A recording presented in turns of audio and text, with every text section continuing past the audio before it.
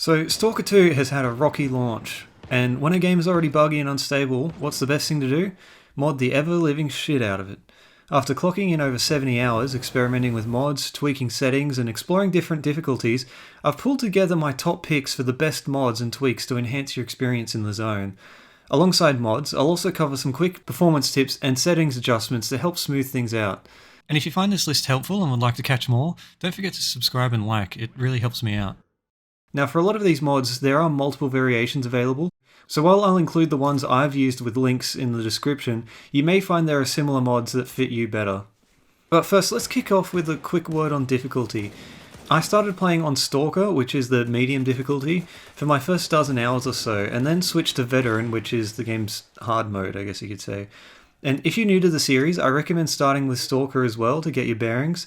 But if you want the real tension, the white knuckle, always watching your back kind of tension, Veteran is where the game truly shines. To me, Stalker 2 is a game best enjoyed with tense shoulders and a clenched ass, never knowing what loot or danger is around any corner. I'm not really a big fan of horror games, but this feels like one where the hazards and horrors should really take precedence on how you experience this post-apocalyptic world. And the base game can feel a bit too handholdy, constantly warning you of dangers and ensuring you're always over-prepared for them. That's why I recommend an experience that reignites the thrill and tension of the zone. And that's the kind of experience a lot of these mods are centered on creating. But if that doesn't sound like your ideal playthrough, no worries, just skip ahead. I've also got plenty of quality of life and performance mods for you.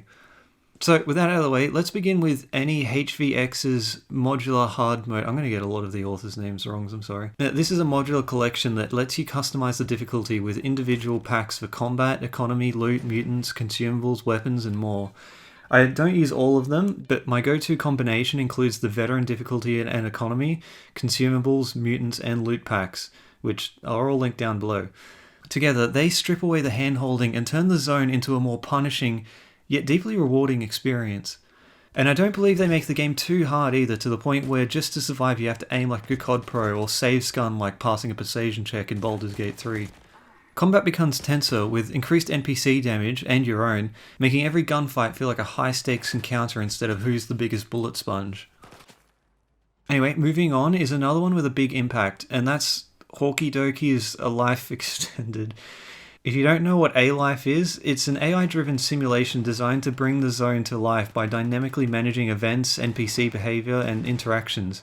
It's supposed to create an emergent and organic gameplay experience, simulating everything from mutant migrations and NPC conflicts, even when the player isn't directly involved. However, at present, its implementation is still rather incomplete, doing little more than occasionally spawning a few bandits or dogs right behind you every hour or so. While modders can't fully fix A-Life to the level it's meant to reach, several mods, including A-Life Extended, help ramp up its activity. There are also many different versions to choose from, but using an A-Life mod generally injects more dynamic life into the game, ensuring that you never know when or where something is going to pop up, even after reloading a save. Next is a simpler one, s.t.a.l.k.e.r's Medkits and Consumables Rebalance. This mod differs from the previous modular hard mode consumables changes, primarily adjusting medkits to heal over time instead of instantly. It's definitely a personal preference, it might not be for everyone. It makes mutant fights a lot tougher since you can't just spam medkits to recover, you need to position yourself carefully and plan your combat encounters. It feels more in line with the Stalker experience, making fights feel riskier and more strategic without the safety net of an instant heal. It's a mod I highly recommend, though I can see why some players might not be into it. But when it comes to a fully immersive experience, there's one more mod I feel is vital but no one is talking about, and that's Solid Shadow's modular compass icons. So, to preface, in the game, you have a compass at the top of your screen, similar to Skyrim or the like. I don't have a problem with this, but when you're spotted and combat kicks off, an enemy icons show up on the compass if you're in line of sight. It's a minor feature, but it makes a huge difference. It removes any guessing or trepidation about when or where you'll be attacked. In the settings, you can turn off the compass entirely, which removes this feature, but if you want that thrill without having to endure the animation to open your map every 5 seconds, modular compass icons can remove the threat bar and enemy icons without taking away the compass.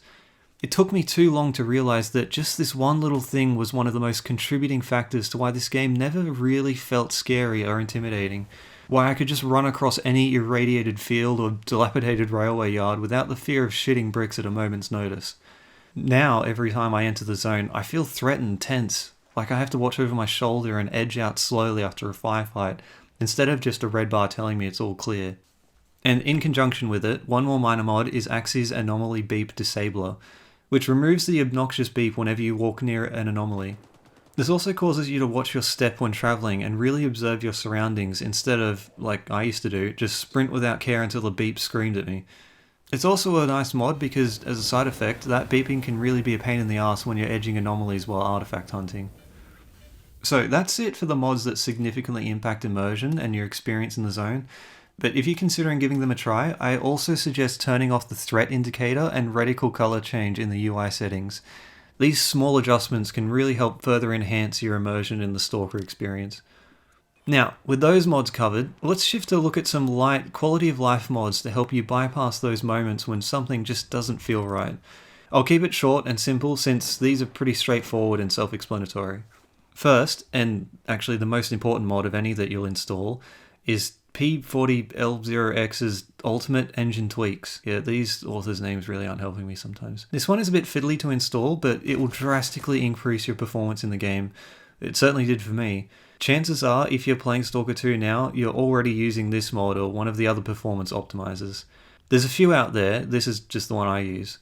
And on that note, I'd also recommend turning hair effects to low and not using DLSS.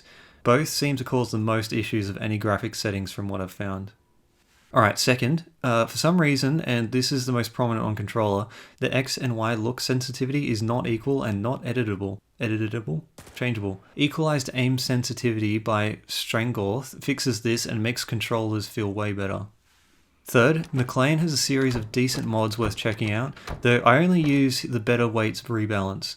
This changes various consumables to weigh less, so stacking up on a bunch of sausages doesn't cause you to crawl when you've got a full stomach. Fourth, Axie's Better Grenades, another mod from Axie. This changes grenades to feel a bit more impactful in fights by increasing their blast radius and damage for both the player and enemies.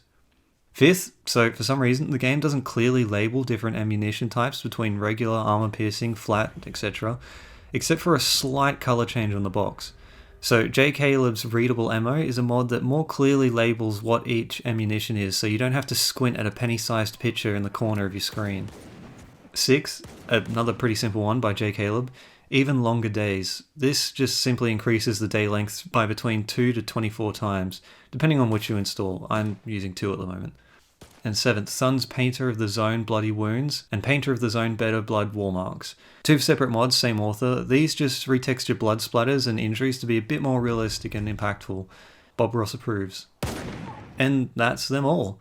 And while there are plenty more great mods out there, this is just the list of ones that I've enjoyed the most and am still using. I found plenty others that I liked as well, like McLean's Better Gunfights and Axie's Stealth mod, which I would also recommend. I just don't use them because while what they do is what I'd call an improvement, generally speaking they also just make the game a bit easier, which isn't what I'm after at the moment. But what about you? What mods are you using? Any of these or different ones? Let me know in the comments. And if you like this, drop a like and subscribe because I'll be dropping my full Stalker 2 review soon. Anyway, thanks and catch ya.